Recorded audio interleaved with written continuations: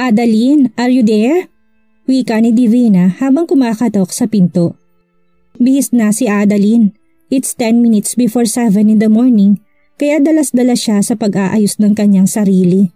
Binuksan niyang pinto at nakita niya si Divina na nakasuot ng pantulog. May plano ka ba ngayon? Ayain ko sana kayo ni Noel mag-shopping. Nang makita niyang bagong ligo si Adeline at nakabihis.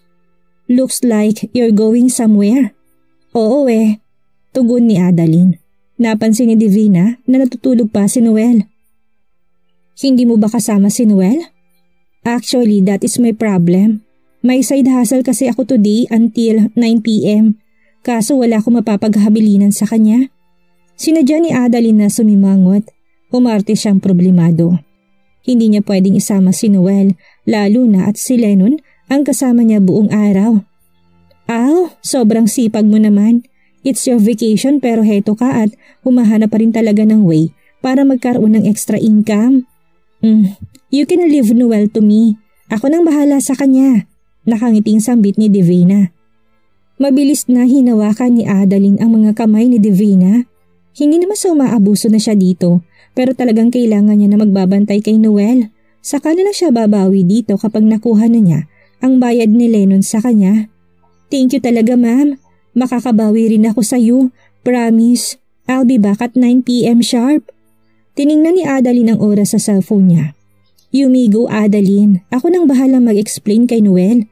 For sure, maunawaan ka naman niya. Oh, before you go, hanggang kailan pala kayo dito sa Colombo? Tanong ni Divina. Until Saturday pa ma'am. Tugon ni Adeline.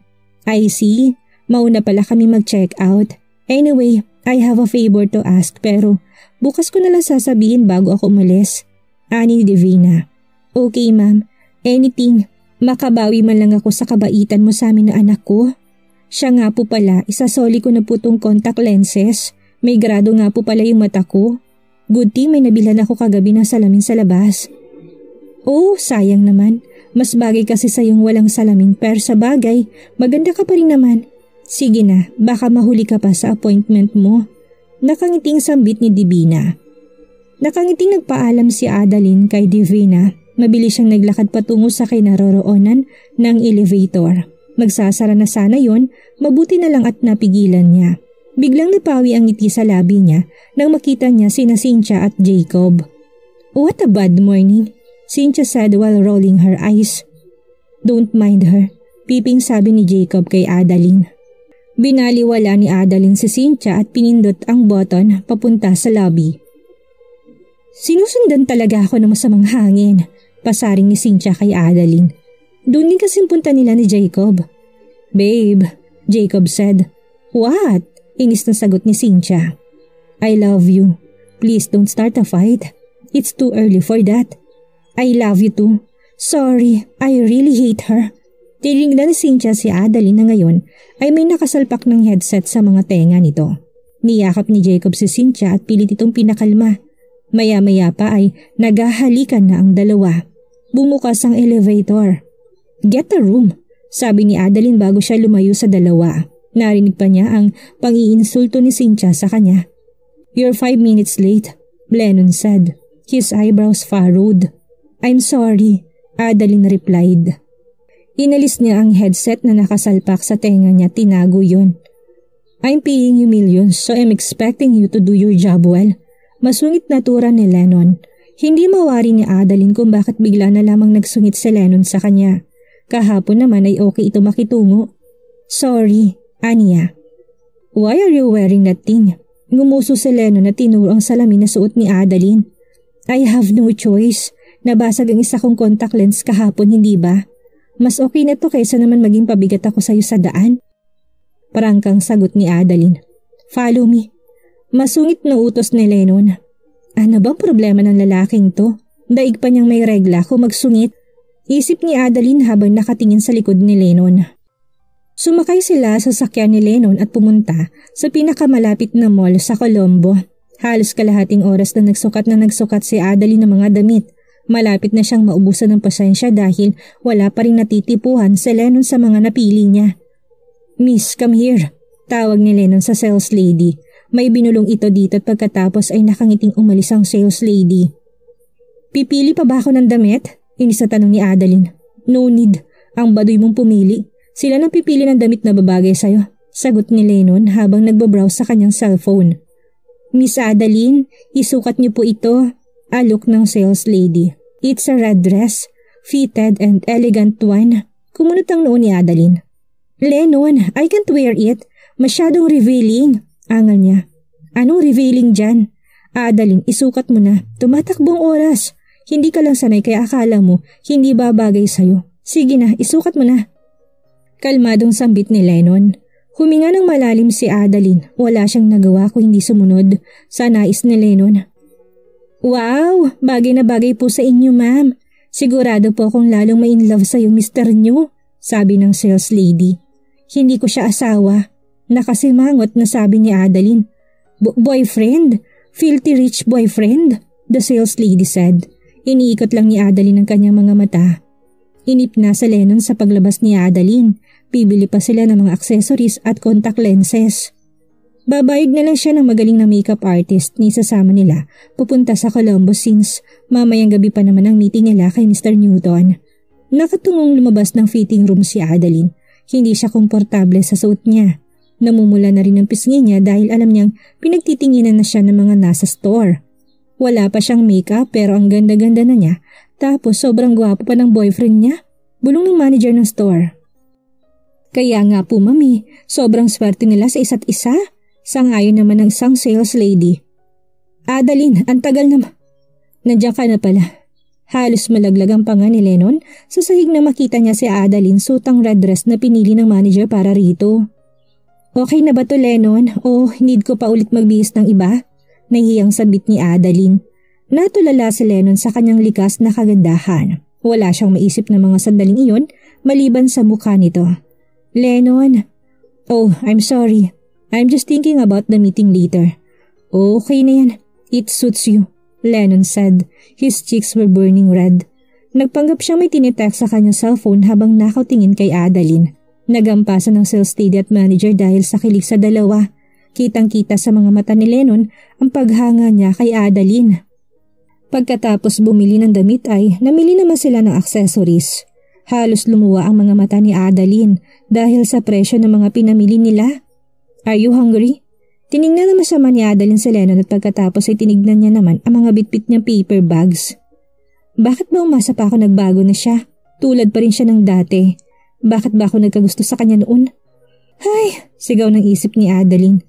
"I think you are. Follow me," Lennon instructed. Hindi magkandadala ng paper bag si Adeline. Nagmukha siyang personal assistant ni Lennon. Inis na inis siya rito pero pinipigilan niyang kanyang sarili para sa milyones. "Okay lang yan, Adeline. Pagkatapos ng araw na to, milyonarya ka na." Nasa unahan ni Adeline si Lennon na ang tanging hawak lang ay ang kanyang platinum card at iPhone. Huminto sila sa isang mamahaling restaurant. Pumunta muna sa restroom si Lennon. Sa hindi niya may paliwanag na dahilan, nag-init biglang kanyang katawan. Naiwan si Adeline at ang mga bitbit niyang paper bag sa table. Napatingin siya sa kanyang wristwatch. 11:00 na pala. Kaya naman pala gutom na mga alaga ko sa tiyan. Nagkwenta siya sa isip niya. Maya-maya pa'y napatakip ang isa niyang kamay sa kanyang bibig. Nasa 2.5 milyon ang nagastos namin. My goodness! Inayos ni Adeline ang kanyang sarili nang makita niyang naglalakad na papalapit sa kanya si Lennon. May kausap ito sa phone.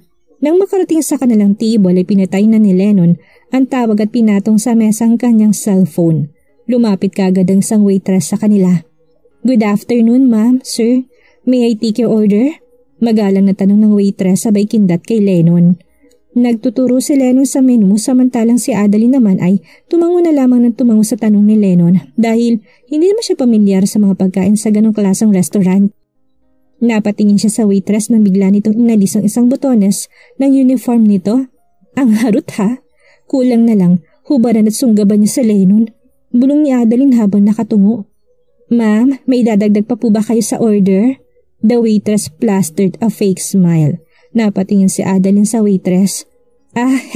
Wala na. Ani Adeline sabay iwas ang tingin sa babae.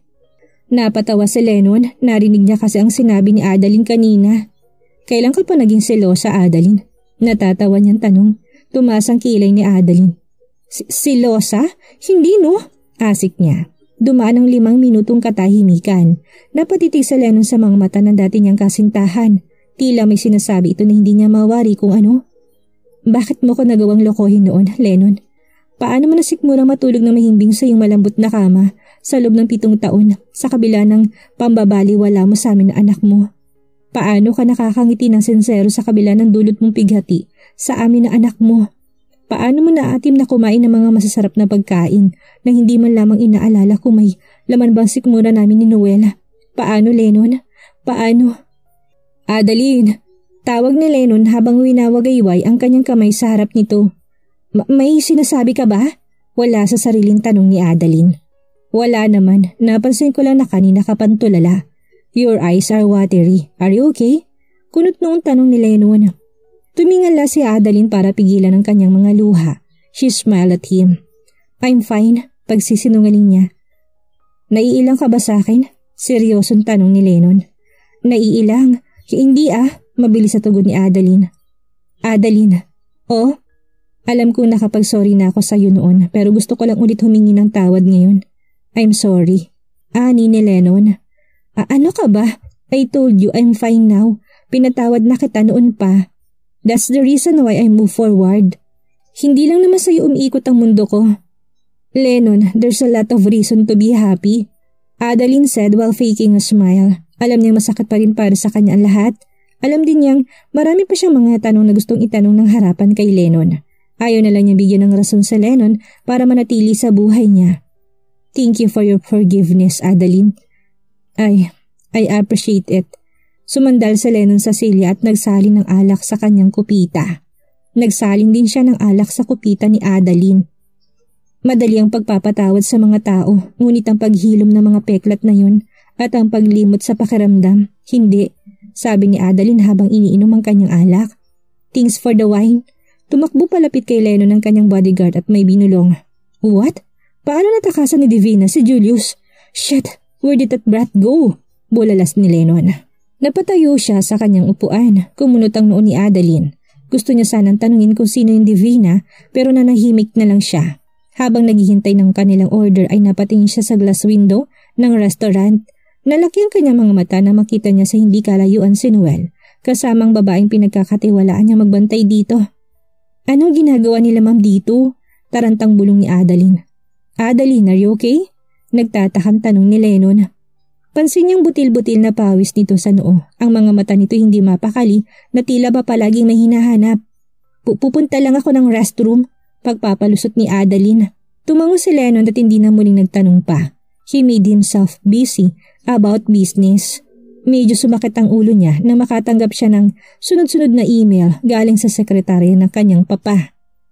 Nililingon ni Adeline si Lennon habang lumalakad siya. Kaunting hakbang na lang at malapit na siya sa restroom. Nang makita niyang tungong-tungo si Lennon sa cellphone nito ay agad siyang kumaripas ng takbo palabas ng restaurant. I need to find them before they find us first, ani ni Adeline habang mabilis na lumalakad. Halos lumuwa ng mga eyeballs niya kakaskan sa paligid. San ba kayo nagsuot? Anak ng tipaklong! Sigaw niya nang may biglang kumulbit sa likod niya. Nanlambot ang mga tuhod ni Adeline nang makita niyang nakasimangot na mukha ni Lennon. Nakakrus ang mga kamay nito sa tapat ng kanyang dibdib. Tila naubos ang pulang dugo niya sa mukha sa sobrang pagkagulat. Naiiyak siyang natatawa sa sitwasyon niya ngayon. Mali at ang direksyon na tinatahak mo. Nasa loob ng restaurant ang restroom, wala dito sa labas. Mabilis na iniikot ni Lennon ang kanyang mga mata sa paligid. May hinahabol ba si Adeline? Bakit kailangan pa niyang magsinungaling sa akin? May tinatago ba siya? I'm sorry Lennon, nakita ko kasi yung boss ko sa isa kong part-time job na dumaan kanina. Huminto saglit si Adeline sa pagsasalita na makita niyang mas lalong hindi maipinta ang mukha ni amo niya for a day. Tumaas ang kilay ni Lennon. It's like he's waiting for a more detailed explanation. May kailangan kasi akong ibigay sa kanya, pero saka na lang pala. Nagpapalusot ni Adeline. Kinapa niya ang bulsa ng bag niya at laking pasalamat niya nang makakapa siya ng isang USB. He wanted me to submit this USB ID before my leave, kaso nagkasaligway kami kaya... Stop, Lennon ordered. Nakita ni Adeline kung paano niya itinikom ang kanyang panga. Nandito ka bilang fake girlfriend ko, remember? Anumang bagay na hindi kasangkot sa ating kasunduan ay dapat na sinantabi mo. Isang araw lang hinihingi ko. Kikita ka ng malaki dito. Hindi ba unfair sa side ko kung mag-entertain ka ng ibang amo maliban sa akin? Sabi ni Lennon habang nakatingin ng diretso sa mga mata niya. Ang totoo, biglang nakaramdam ng selos si Lennon sa hindi niya maipaliwanag na dahilan. Lalaki ang hinahabol ni Adeline at kinailangan pa nito magsinungaling sa kanya para lang tagpuin ito ng palihim. I'm sorry, nakayukong sambit ni Adeline. Napatunghay siya bigla sa sunod na sinabi ni Lennon. Are you dating someone? Lennon asked. Iniwas niyang kanyang tingin kay Adeline. He's doing it again. Be cautious, Adeline. Hindi ka na utu-utu, ani ng isip niya. Adeline cleared her throat before she answered him with a white lie. Yes, I'm dating someone, she said. Iniwas niya kagad ang tingin niya kay Lennon. Inobserbahan ni Lennon ang kinikilos ni Adeline. Kumunot ang noon ni Adeline na makita niyang ngumiti si Lennon. Anong iniisip niya? Nahalata kaya niya nagsisinungaling ako? Let's go back to the restaurant. Naghintay ng pagkain sa atin, sabi ni Lennon sabay talikod kay Adeline. Ganun pa rin siya. Hindi siya pwedeng magsinungaling sa harap ng mga tao. Masyadong halata, sabi ni Lennon habang nakangiti. Nang makabalik sina Adeline at Lennon sa loob ng restaurant ay nagsimula na silang mag-practice na umakto bilang magkasintahan habang kumakain. Hindi naman sila nahirapan dahil nakapag-date na sila noon. Tinuruan ni Lennon si Adeline about sa basics ng paghahandal ng mga negosyo. Natatakot siya ni Mr. Newton ay maghagis namang hindi inaasahan tanong sa kanya. Isang oras na ang lumipas pero hindi nila yun namalayan. Nandun pa rin ang kanilang chemistry. Naghihintay na muling mabuhay. Nang matapos sila sa pagkain ay lumapit na sa kanilang isang waitress para sa billing. Nagtaka si Adeline dahil isang matandang waitress ang kumuha ng payment nila. Natawa si Lennon sa ekspresyon ng mukha ni Adeline. Ang totoo, kinausap ni Lennon ng manager ng restaurant at inutusan itong huwag na magpalapit sa kanila ng bata, sexy, makinis at magandang waitress. Ayaw niya makitang nagdidilim ang paningin ni Adeline habang nagngingit-ngit ang mga ngipin nito. Looks like you're disappointed, Lennon said. I am not. Nagtataka lang ako why the management allowed the senior citizen staff to serve a VVIP client. You. I also work in this industry kaya alam kong importanteng kakasihin ng mga kliyente, lalo na mga katulad mong bilyonaryo. Anas ni Adeline. So, sinasabi mo ba na ang isang senior citizen na waitress ay hindi dapat lumabas upang pagsilbihan ng mga customer? Kailangan ba nilang ikulong ang sarili nila sa kusina o sa lugar na walang makakakita sa kanila? Sumandal si Lennon sa kanyang kinauupuan. Interesado siyang malaman kung anong isasagot ni Adeline sa mga binato niyang tanong dito. Old people can work too. Hindi ko sinisirang kanilang karapatang gawin yon. Ang gusto kong ipahiwatig, dapat na maayos na management ang kanilang mga tao. Sa industriyang ito, mas gusto ng mga kliyente na makakita ng sariwa, magandang babae na naghahain ng kanilang pagkain sa mesa. Ang management ay dapat bumuo ng isang magandang reputasyon at isang magandang imahe sa publiko. Para sa akin ha, kung may VVIP client ka at ang restaurant mo ay may pangalan sa industriya, gagawin mong lahat para lang ma-please at masatisfy ang kliyente mo. At ang isang way to do that is to give them an excellent customer service and a memorable stay. Kalmadong sagot ni Adeline. Lennon wanted to give her an applause for her answer but maaaring may kulubot sa mukha ang matandang babaeng yon na nagsilbi sa atin kanina. Pero hindi ibig sabihin na hindi siya maganda sa paningin ng kanyang mga customer. Napansin mo ba? Hindi lang labi niya nakangiti kanina kundi pati na rin ang kanyang mga mata. Mabilis din siyang kumilos sa naman ng kanyang edad. Higit sa lahat, ginalang niya tayo na hindi nagawa ng dalaga kanina. Sinubukan akong akitin na magandang dalagang yon. Kung ikaw bang asawa ko, matutuwa ka bang makitang ganyang kilos? Di ba hindi? And for sure, hindi mo nagugustuhin bumalik pa dito para kumain dahil doon. See? Physical appearance is important in this kind of business, but character matters most. Aanhin mo isang maladyosang empleyado kung wala naman siyang delikadesa. Napanganga si Adeline sa mga narinig niya mula kay Lennon. He's right. Building a good reputation doesn't necessarily mean displaying pretty faces and interiors. Mas importante pa rin ang panloob na katangian ng mga tauhan mo. A pure heart, clean intentions, and high respect always triumph over physical attributes. Tumayo si Lennon at tinalalayan si Adeline na tumayo. Paalis na sila ng restaurant.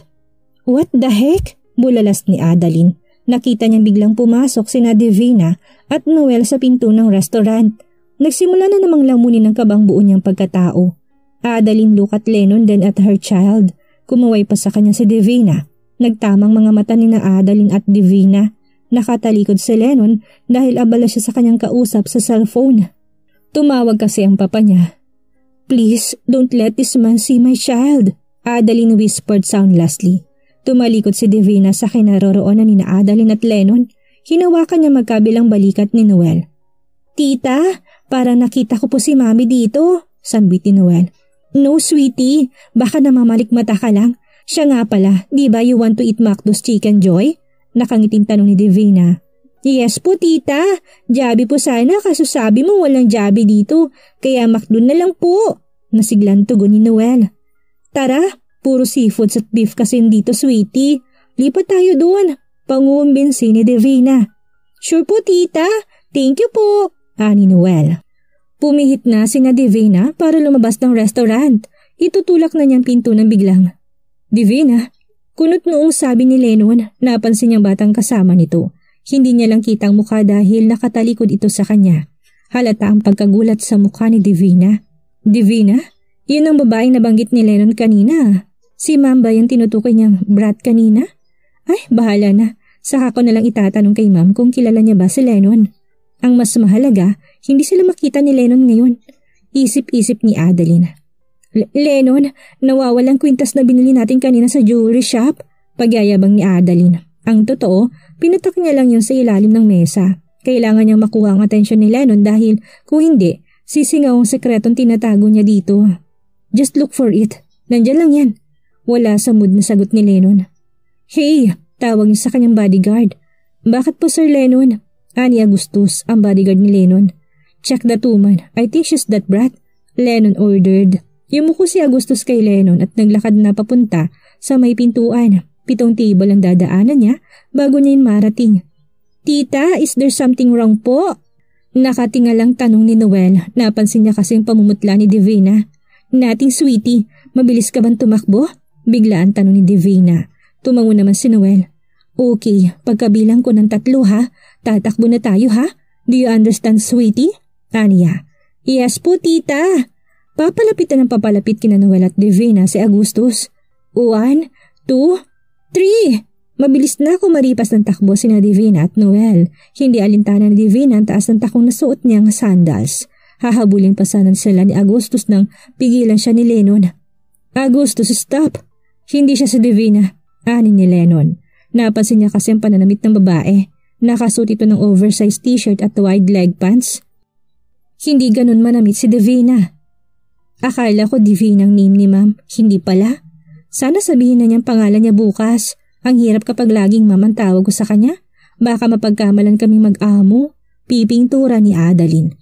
It's 2 in the afternoon, Adeline. Let's go back to the department store. Agustus, ikaw na magdala ng mga paper bags na bitbit ni Adeline. Ay, salamat naman. Wika ni Adeline habang nag-iinat-inat. Adeline, nakita mo na? Tanong ni Lennon. Ang alin? Sabi mo nawawala yung kwintas. Nagsalubong ang mga kilay ni Lennon. Nakita ko na. Nagpatak lang pala sa ilalim ng mesa.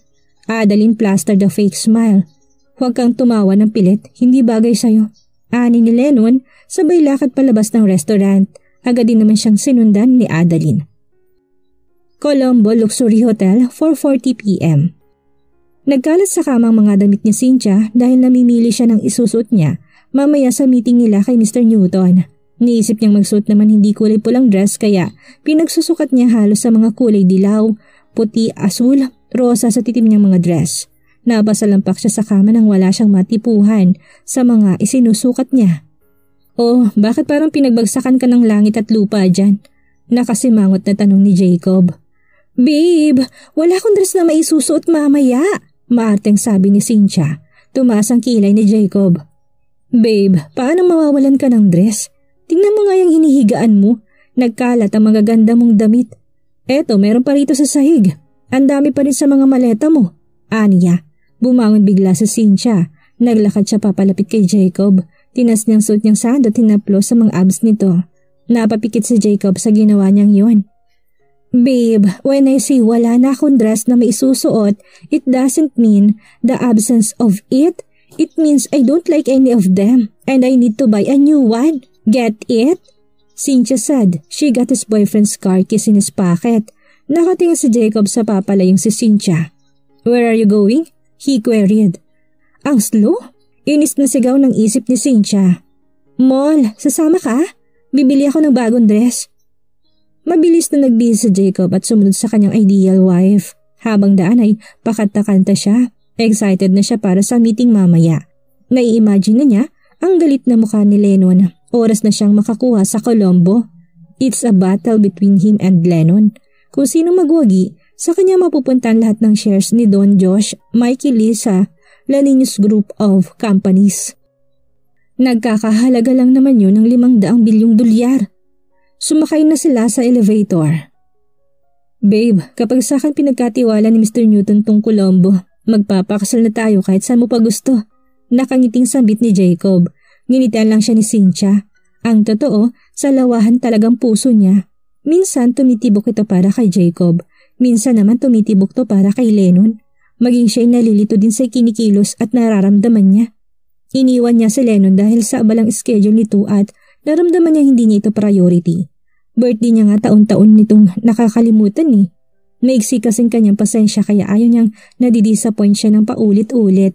Iniwan naman niya si Jacob noon dahil sa pagka-slow nito. Fortunately, nabawasan ng paglo-loading ng utak nito. Babe, parang hindi ka naman masaya sa sinasabi ko. Ayaw mo ba ako maging asawa? Seryosong tanong ni Jacob. Hindi naman sa ganun, babe. Huwag ka nga magdrama dyan. The thing is, I'm not yet ready. Marami pa akong gustong gawin. Ani ni Cynthia. Niyakap siya ni Jacob, buhat sa likuran. Don't worry, babe. Hihintayin kita. Willing naman ako maghintay. Bulong niya sa tenga ni Cynthia. Napapahalikik sa Cynthia dahil nakakaramdam siya ng kiliti sa likod ng kanyang tenga. Biglang nawala ang ngiti ni Cynthia nang bumukas ang elevator. Nakasalubong nila sina Adeline at Lennon. Napasin din niya na maraming dalang paper bags si Augustus. Looks like someone enjoyed being a social climber. Bilib din man ako sa'yo. Nabudol mo ng bonggang ex-boyfriend ko. Nakangiting tura ni Cynthia habang nakatingin kay Adeline. Yumuko lang si Adeline dahil nakaramdam siya ng hiya at the same time ay paliliit sa harap ni Cynthia. Napatingala siya bigla kay Lennon nang hawakan itong kanyang kanang kamay. Don't mind her, she's just insecure, Lennon said. Nakatingin siya ng direkta sa mga mata ng dati niyang kasintahan. Lennon, stop it. Tara na, hayaan mo na lang. Please, huwag mo na siyang patulan. Pakiusap ni Adeline. No, hindi ako papayag na bastusin kanya sa harap ko o kahit pa sa harap ng ibang tao. Punong sinseridad ang tanong na yun ni Lennon. Babe, let's go. Don't waste your precious time with these people. Hinila ni Jacob ang kamay ni Cynthia palabas ng elevator. Ano ba, babe? Hindi mo man lang ako pinagtanggol kanina sa kanila. May pagtatampong sambit ni Cynthia. Huminto sa paglalakad si Jacob at binitawan ang kamay ni Cynthia. Huwag mong ibaba ang sarili mo para sa mga taong hindi naman mahalaga sa'yo. You're not being yourself presently. Hindi ikaw yun, Cynthia. Mabait ang Cynthia ang kilala ko. Hindi mapanghusga ang Cynthia ang minamahal ko. Malungkot na sambit ni Jacob. Tila natauhan si Cynthia sa sinabi niya ng kanyang boyfriend. I'm sorry, babe. Bulong niya sabay hagip ng kamay ni Jacob. Napahinto sa paglalakad patungo sa parking, si Cynthia nang maalala niya kung saan niya una nakita si Adeline. Bingo! Siya yung nerd na muntik nang magbukas ng pinto ng kondo ni Lennon noon. I smell something fishy. Bulalas ni Cynthia habang may malapad na ngiti.